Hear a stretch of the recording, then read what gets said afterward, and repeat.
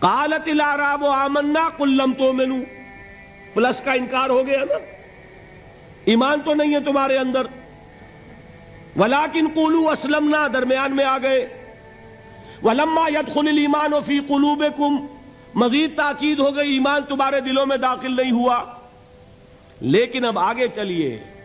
وَإِن تُطِيعُوا اللَّهَ وَرَسُولَهُ لَا يَلِدْكُم مِّنْ أَعْمَالِكُمْ شَيْئًا، اگر تم اللہ اور اس کے رسول کی اطاعت کرتے رہو گے اللہ تمہارے عمل میں کوئی کمی نہیں کرے گا.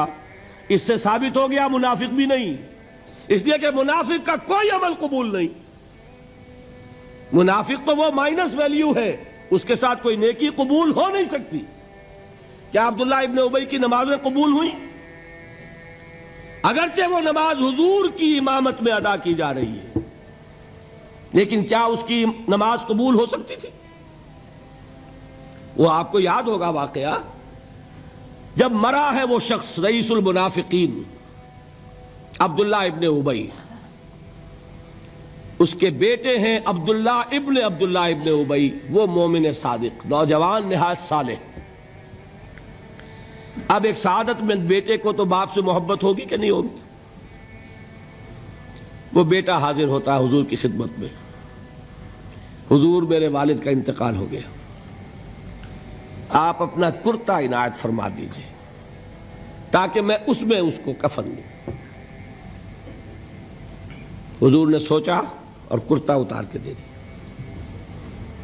حضرت عمر کھڑے ہو گئے، وہ تو تھے نا، ان کا جلال اور ضبط نہیں کر سکتے تھے، ان کا وہ انداز تھا جو حضرت موسیٰ کا تھا.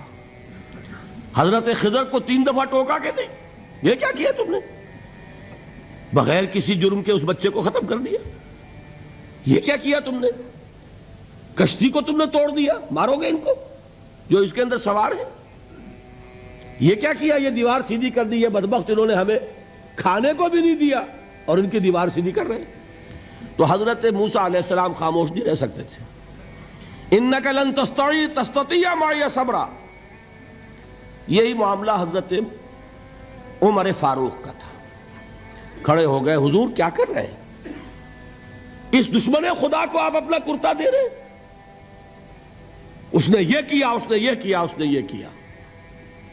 حضور مسکرا کر فرماتے ہیں عمر، میرا کرتا اسے اللہ کے عذاب سے نہیں بچا سکے گا. کبھی سنا آپ نے؟ لیکن ایک ہے مروت، ایک ہے شرافت. اس نیک اور صالح نوجوان نے آ کر مجھ سے ایک بات کہی، مجھ سے سوال کیا نا، کیا میری شرافت اور مروت اسے گوارا کر سکتی ہے کہ اس کا ہاتھ میں خالی لوٹا دوں؟ لیکن یہ نہیں کہ میرا کرتا اسے عذاب سے بچا لے گا. لیس للانسان الا ما سعى وان سعيه سوف يرى، نہیں ہے انسان کے لیے مگر وہی کچھ جس کے لیے اس نے محنت کی، بھاگ دوڑ کی. جو کمائی کی ہے وہی ملے گا، اور جو کمائی ہے وہ ضائع نہیں کی جائے گی، وہ دکھا دی جائے گی. یہ ہے تمہاری کمائی. تو انسان کا معاملہ تو عمل سے ہے نا. اور میں یہ بھی بتا دوں، لطیف باتیں ہیں یہ کرتا حضور نے دیا کیوں؟ ایک تو آپ کی شرافت اور مروت. اسی شرافت اور مروت کا ایک اور پہلو یہ تھا، حضور اس شخص کا ایک احسان اپنے اوپر سمجھتے تھے.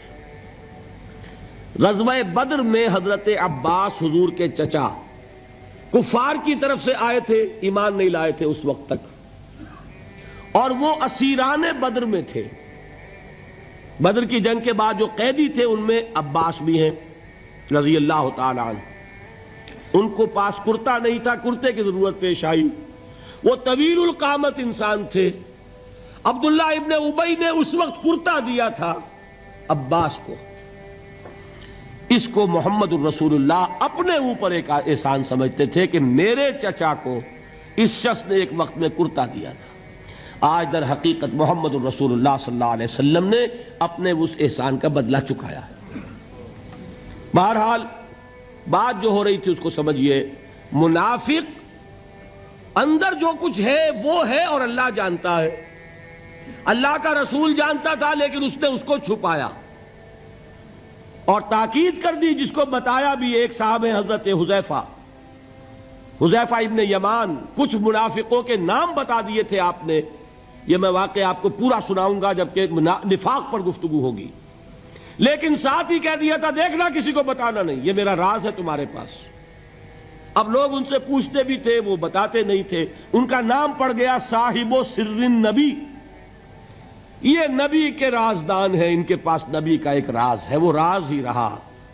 میں بتاؤں گا کہ کس نے پوچھا تھا، وہ تب نفاق کی حقیقت سمجھ میں آئے گی۔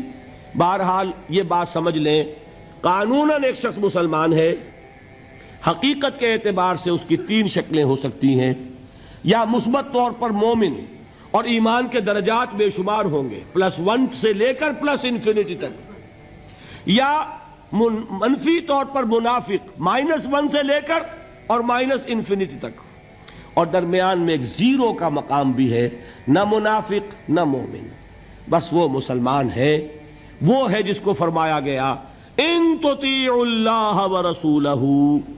دیکھو ایمان تو تمہارے دلوں میں نہیں ہے، لیکن اگر تم اطاعت کرتے رہو گے اللہ کی اور اس کے رسول کی، اس حالت میں لا یلدکم من اعمالکم شیئا، اللہ تمہارے اعمال میں کوئی کمی نہیں کرے گا، اس کے اجر و ثواب سے تمہیں محروم نہیں رکھے گا۔